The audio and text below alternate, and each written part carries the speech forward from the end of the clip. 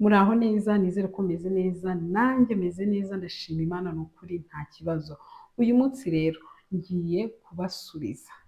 Se ndavuga ngo ni ukubasubiza, ni ukubabwira kuko hari abantu benshi bambajije iki kibazo barambwira ati Nicole utubwira ibintu byo kwapulayinga mu Butaliyani ariko ntabwo utubwira amafaranga yose umuntu asabwa kuva atangira application no kuza mu Butaliyani n'igihe ageze mu Butaliyani. So rero iyi video ntigucike. Niba ushaka kwapulayinga kuza mu Butaliyani cyangwa se uri kwapulayinga cyangwa se warasoje, iyi video irakureba. Mbibutse ko kugira ngo ujye ureba video yanjye ugomba gukanda kuri ako kazogera kari iruhande rwa subscribe, ntibagirwe subscribe, ikibazo ugize wandike muri comment, unasharinge ku nshuti zawe wumva nazo zaza kwiga mu Butaliyani. Mu Butaliyani ni igihugu navuga ngo kigifite amahirwe yo kwakira abanyeshuri kandi kuza byoroshye ni ukuza uje kwiga.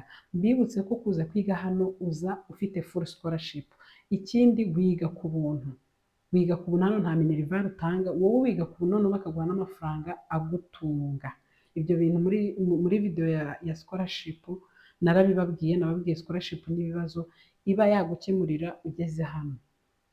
So rero ikintu cya mbere ugomba kumenya, ubu ngiye guhera mu Rwanda amafaranga usabwa mu gihe uri gukora application, noneho ndaza kubwira n'amafaranga usabwa ugeze hano, kuko ndababwiza ukuri iyo uri gukora application yo hanze uba usabwa amafaranga. Ntihazagire umuntu ukubeshya ngo hari ahantu ushobora kwapulayinga nta mafaranga utanze. Sinzi niba hahari ariko application nyinshi zo hanze usanga zisabwa amafaranga.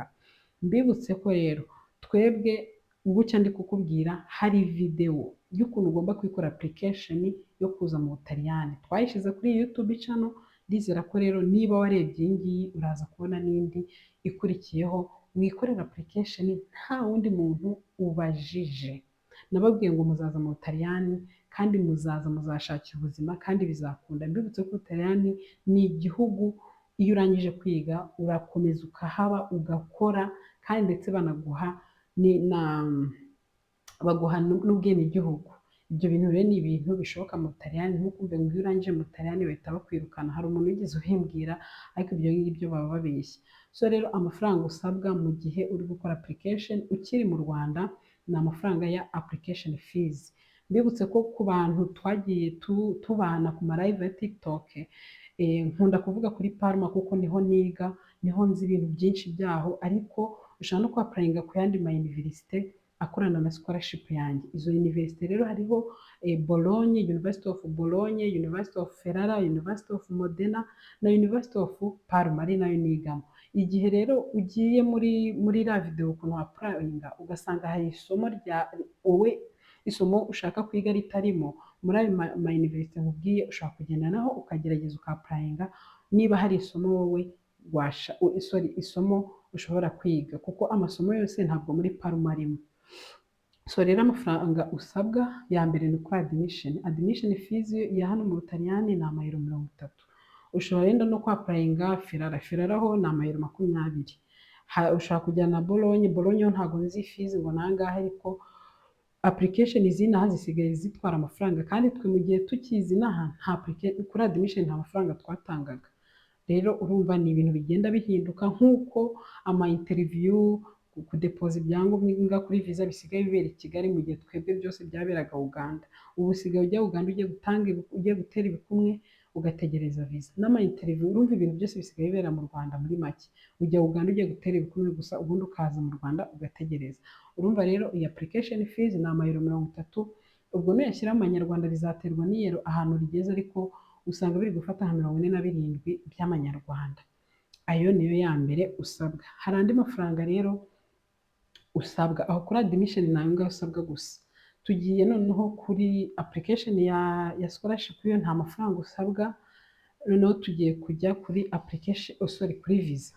Kuri visa niho usabwa ubundi amafaranga menshi cyane. Ahambere usabwa amafaranga y'urugendo. Navuga hajya babyita insurance y'urugendo, bayita ngo iki nyine amafaranga y'urugendo, ugomba gutanga insurance y'urugendo. Kuriya nubwo tuba turi kuza mu ndege hari wenda niba batekereza ko ushaka kugira impanuka, sinzi nyine impamvu bayadusaba, ariko insurance y'urugendo ugomba kuyisabwa. Mu bintu byose mu madokima ugomba gutanga kuri visa, n'iyo insurance y'urugendo ugomba kuyigaragaza ko wayishyuye. Rero njyewe mbikora nasabye insurance y'ibyumweru bibiri, icyo gihe bari banciye 33 n'andi mafaranga cyangwa 34, ariko ubu sinzi niba ari ayo ngayo cyangwa se barongeje. Ubwo rero byaterwa, wajya kubaza ku bantu babikora. Ubwo iyo nayo ni dokima iri mu madokima ya visa. Mbibutse ko indi video izakurikira noneho nzababwira amadokima yose yose yose yose yose yose usabwa kugira ngo utazabura wenda visa kubera wabuze dokima runaka. Ndizera ko rero aya mafaranga y'urugendo ni ayo ngayo, ni hagati ya 34, ubwo wenda niba yaranazamutse wenda ni nko kugera kuri 40 niko navuga. Ayo ni mu manyarwanda. Mbibutse ko amafaranga nzajya mbabwira nyababwira mu mayero, wenda tunayashyire no mu manyarwanda. Ikindi rero ugomba gukenera ni translation na legalization. Hano rero ubundi iyo uri kwapurayinga kuri visa, amadokima yawe ari amadiplome, amatranscript, uba ugomba ukayahindura mu gitaliyani. Rero wowe ntabwo uzagenda ku muntu uwo ari we wese ngo ugenda bigukorere. Hari agashami ni agashami ka embassy kitwa konsila, gakorera hariya hafi na convention, ndakeka bahita Kacyiru. Aho ngaho niho ujyana aya madokima, amatranscript n'amadiplome, bakayaregariza bakanayatranslatinga. Ibyo rero nk'umuntu waje last year 2025 we yari yatanze 200, yari yatanze 200 y'amanyarwanda. Urumva byarahindutse, twebwe tuza twataga 90 na bingahe. Ayo mafaranga rero kuyatanga, hari ayo bakubwira ngo urashyira mu madolari, none ahandi ukayashyira mu manyarwanda. Ibyo ngibyo byo barabikubwira, cyangwa se niba unabishaka uzambwira muri comment nzabikwandikira. So rero ayo mafaranga, kandi na mbere y'uko ujyana izo dokima kuri konsila, ubanza ukazijyana kwa noteri wa minegiste. Mbibutse ko dokima yose igomba kuza hanze ukaba wayinotifiya, igomba guca kwa noteri wa minegiste gusa, ntabwo ari bano banoteri basanzwe tuzi. Rero urumva izo dokima zo, ejo bundi hari uwambwiye, ndi gukora live kuri TikTok, yambwiye ngo dokima ni 2. Ubwo niba uragira dokima enye bwaba ari 8. Hariya rero kuri noteri wa minegiste ho wishyura mbere ku irembo, wishyura amadokima yose uzatranslatinga, abona ku irembo barabizi. Ubundi ukajya kuri minegiste, nta mafaranga utanga kuri minegiste kuko uba wayatanze ku irembo. Ndizera ko rero ibyo bintu nabyo bisobanutse. Rero ayo mafaranga yo kuri konsila, niba uwo muntu yaratanze 200, ariko 200 ntabwo yatanga amanyarwanda, we twafashe amadolari tuyashyira mu manyarwanda. Amadolari utanga, ayo madolari ni 42, niba mbyibuka ni 42. Noneho mu manyarwanda, ubwo n'amanyarwanda baba bafite ukuntu bayashyiraho. Njyewe niba hari umuntu uzagira ikibazo aho ngaho azambaze, nzaba narangije kubibaza ukuntu bimeze, ubundi mbabwire, kuko uwo muntu yatanze 200 byose hamwe mu manyarwanda. Icyo nacyo ni ikintu gitwara amafaranga ukiri mu Rwanda. Ikindi rero gisabwa amafaranga ni itike. Niba ugiye Kampala, njyewe urumva ngiye mu rugo ni Musanze, navaga Musanze nkagera Kampala nataga 25, kugenda no kugaruka 25, urumva ni 50. Uturutse i Kigali naho hari igiciro, ushobora kugenda na Jaguar, ushobora kugenda na Trinité, haba ari amabisi. Ntabwo waba ugiye kuri basi ngo ujye gutega indege, indege yaguhenda cyane kandi uba uri muri application. Oya, rero niyo mpamvu bisi n'ibiki ndumva byagutwara nabwo. Ntabwo bisi yarenga nka 30 kugenda no kugaruka 30, bikagutwara 60. Ndizera ko icyo nacyo cyumvikanye. So iyo ugeze rero kuri embassy ugiye gutera ibikumwe, ayo mafaranga ubundi twe twatangaga yo kuri embassy, niba bayatanga ubu mu Rwanda, niba yatanga kuri embassy, nibyo ntaramenya neza, ariko ibyo ngibyo byo ntabwo wabigiraho ikibazo. N'ubundi iyo ugiye kudepoza dokima, ugiye no gukora interview, barakubwira ati amafaranga urayatanga hano cyangwa uzayajyana muri Uganda. Rero ni amadolari, yo aba ari amadolari 58. Mbese ni visa, iriya visa yawe hari amafaranga ugomba kuyishyura. Ayo mafaranga wabona visa utayibona, ayo mafaranga ntabwo asubizwa. N'iri application fees ntabwo asubizwa. Ndizera ko icyo kintu nacyo cyumvikanye. Ikindi rero nayo mbabwiye ni tike y'urugendo.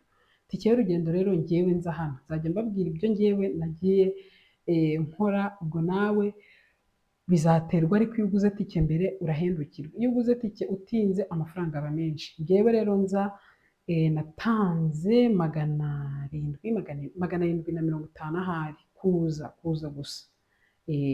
Urumva ariko njyewe nayiguze muri ibyumweru bibiri kugira nze. Wowe rero ubonye viza ukaba wenda uri kubona urumva nyine iyo ubonye viza ugenda igihe ushakiye, upfa kuba wowe urareba amasomo igihe atangirira cyangwa se igihe ibizami bizatangira ukaba uri hano mu Butaliyani, kuko ntabwo uzaba zaguha ya full scholarship nakubwiye utariyandikisha ku kigo, kandi ku kigo wiyandikisha ugeze hano. So rero ushobora kuyigura hakiri kare ugasanga utanze na 500, ariko range ubundi ya tike ni hagati ya 500 na miliyoni niyo watanga mu gihe uguze tike hakiri kare. Mu gihe uguze tike rero utinze hari n'igihe usanga tike iri kugura 1,5 miliyoni. Ubwo byaterwa rero na tike igihe uyiguriye. Urumva kugura tike mbere nibyo byiza. Ayo rero niyo mafaranga nakubwira utanga uri mu Rwanda. Wenda ntabwo nakubwira ngo nujya gufotoza, nujya kugira utera nyine utuntu nk'utwo nkubwira ngo uzatanga ayahe mafaranga, bizaterwa n'umuntu ufotorera amafaranga azagusaba, ariko niyo mafaranga afatika nyine uzatanga. So rero twageze mu Butaliyani. Mu Butaliyani ukigerayo bwa mbere, umunsi wa mbere amafaranga ugomba gutanga ni simukadi. Simukadi hano ubundi hano muri Parma ho tuyigura 20 amayero 20. None wenda ukagura n'amamega buri kwezi, ndumva badukata amayero 10. Ubwo tuvuge rero buri kwezi wajya utanga amayero 30 kuri simukadi gusa.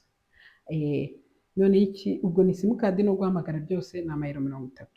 None ubwo byaterwa nabwo na reje ugiyemo. Ubwo niba ndi kuvuga muri Parma, wenda Bologna bishobora kuba wenda bishobora guhinduka, cyangwa se niba ugiye i Roma, niba ugiye, biterwa nyine n'ahari, ariko njyewe ndagenda nkubwira hano ndi, noneho nawe ugereranye. Andi mafaranga ugomba gutanga rero, iyo ukigera hano ubwo umaze kubona simukadi ugomba kwirukanka mu byangombwa.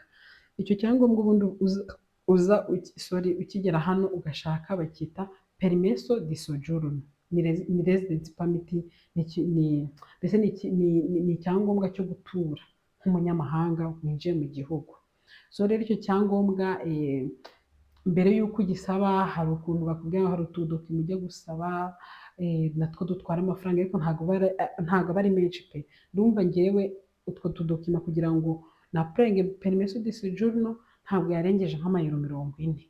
So rero permesso di soggiorno yo natanze amayero 119, niba atari 109 ni 119 natanze ndi kuyapurayinga.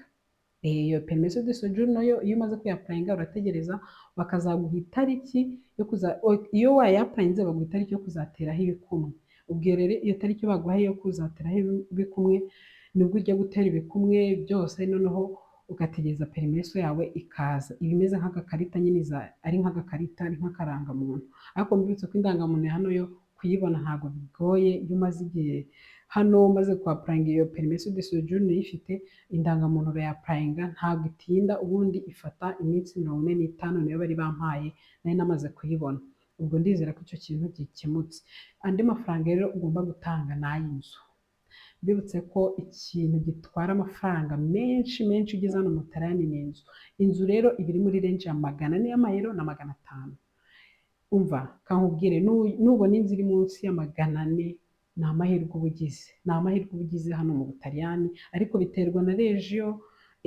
Wenda tugereranyije nk'i Roma, nari nabisomye, nk'i Roma usanga inzu ari hagati ya 300 na 600, ariko twebwe hano muri Parma nabwo 300 na 600 wayibona, range iri aho ngaho, ariko kugira ngo ubone inzu ya 300 hano y'amayero biba bigoye. So niyo mpamvu rero njyewe nafashe 400 kugera kuri 500 cyangwa 600, kuko nanjye nkigera hano inzu nabonye bwa mbere bandangiye ari iya 450, ariko ushobora kugira amahirwe ukabona niyo ya 300, ariko urumva range y'amafaranga y'inzu ni iyo ngiyo. Ikindi ayo mafaranga ndi kubabwira ugomba kwishyura ugeze hano, ayo mafaranga uyikuramo uzuyafite, kuko scholarship nababwiye ngo tranche ya mbere iza mu kwa 12, tranche ya kabiri ikaza mu kwa 3, tranche ya nyuma iza mu kwa 6. So rero ndizera ko ubwo ayo mafaranga muri kubwira nayo ugomba kuba ufite mbere yo kubona iyo full scholarship utangira kuyifata. So rero ikindi usabwa ni ukwiyandikisha kuri university. University nka Parma, kwiyandikisha ni $156 ku ishuri. Ayo $156 yo arasubizwa, urayasubizwa kuri tranche ya nyuma ya full scholarship iyo bari kuguha bongeraho n'ayandi wiyandikishije ku kigo. Urumva yo ntabwo nyine uyahomba, nyine barayagusubiza. Ndizera ko icyo rero nacyo cyumvikanye. Andi mafaranga rero usabwa transport, hano ubundi twe tugura ushobora kugura ikarita y'ukwezi, ushobora kugura agakarita ka buri munsi, ariko ku gakarita ko kaba kagoye, ariko ikarita nziza itaguhenda ni ikarita y'urugendo y'umwaka. Iyo ngiyo rero itwara amayero 200. Hano muri Parma ho ni 200 itwara, ariko uyigenderaho muri Parma hose, umujyi wa Parma wawuzenguruka, wemerewe kugenda ku munsi, ushobora kugenda n'inshuro 500 bishoboye. Mbese nyine wemerewe kugenda mu gihe cy'umwaka nta muntu ukubwira ngo ishyura ayo mafaranga rero ya transport. Ndizera ko nyine nawe wayumvishe, wenda ashobora kuzajya muri Bologne cyangwa muri Ferrara cyangwa muri Modena ugasanga wenda biratandukanye, ariko ndizera ko uko byaba bimeze kose anarengaho akaba menshi ntayarenga 250 ya transport, ariko hano muri Parma ho ni 200 ku mwaka. Kandi ntabwo uzavuga ngo sinzagura transport ngo wenda nturanye n'ikigo nzagenda n'amaguru, hari aho bisaba ko ugomba gutega. Rero ntabwo buri gihe uzagenda ngo ujye kugura agakarita k'ukwezi, kuko ikarita y'ukwezi irahendesha kurusha uko wagura iy'umwaka. So rero ikindi uzasabwa ni amafaranga y'ibiryo. Hano rero mbibutse ko ibiryo rwose ntabwo bihenda pe, ntihazagire umuntu ukubwira ngo mu Butaliyani ibiryo byaho birahenda. Niba ari ikintu kidatwara amafaranga menshi ni ibiryo. Ibiryo ushobora kugura ku kwezi ugasanga ukonsomye nk'amayero 50, bitewe wenda n'ukuntu urya, cyangwa se amayero 100, ariko ndizera ko nta muntu wapfa gukonsoma ngo arenze 100 cyangwa 150 mu kurya. Byo rwose nkanjye ku giti cyanjye ntabwo narenzaga amayero 100 ku kwezi, kandi nabaga naguze icyo nifuza. Rero ndizera ko icyo kintu cyumvikanye.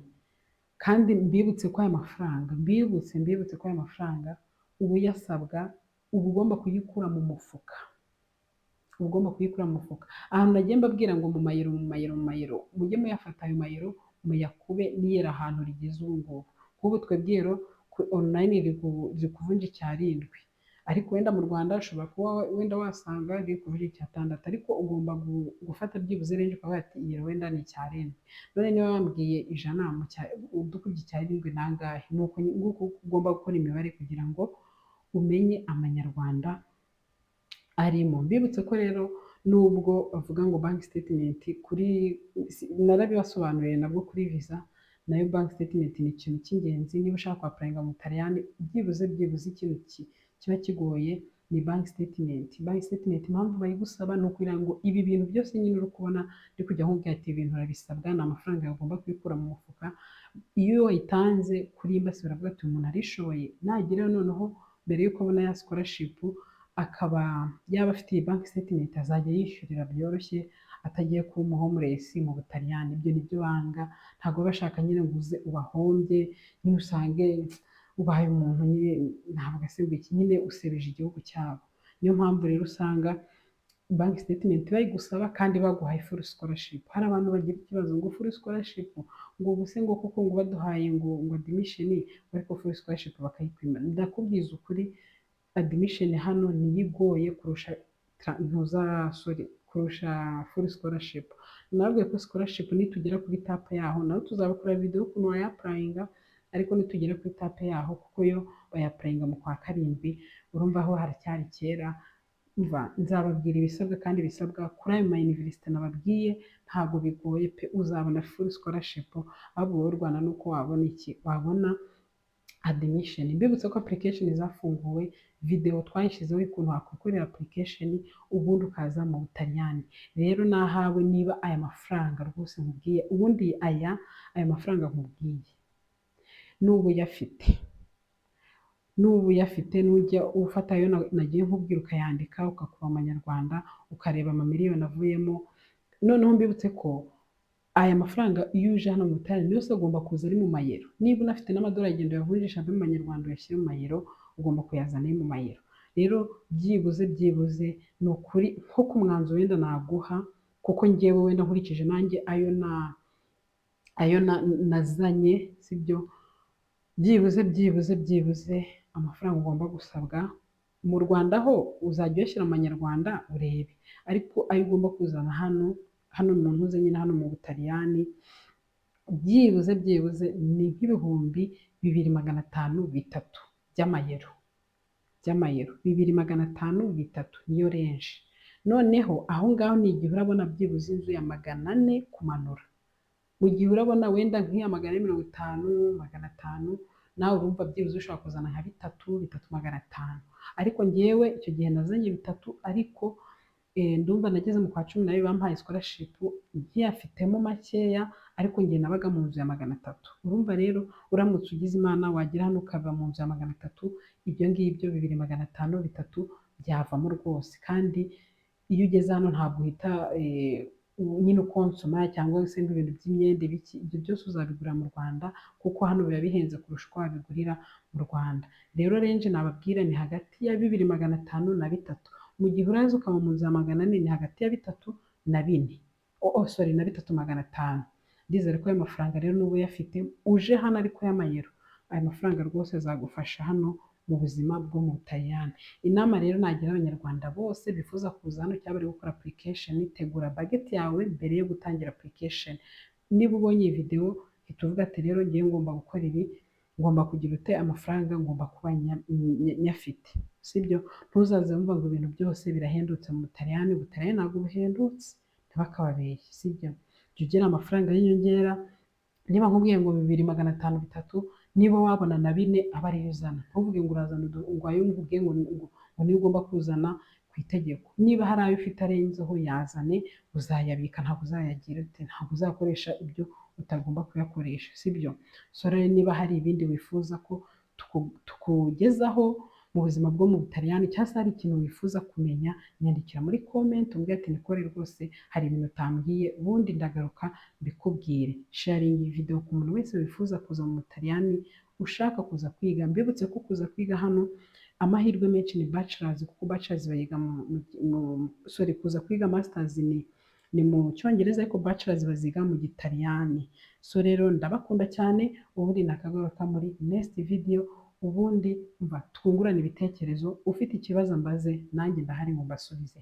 Murakoze, ndabakunda.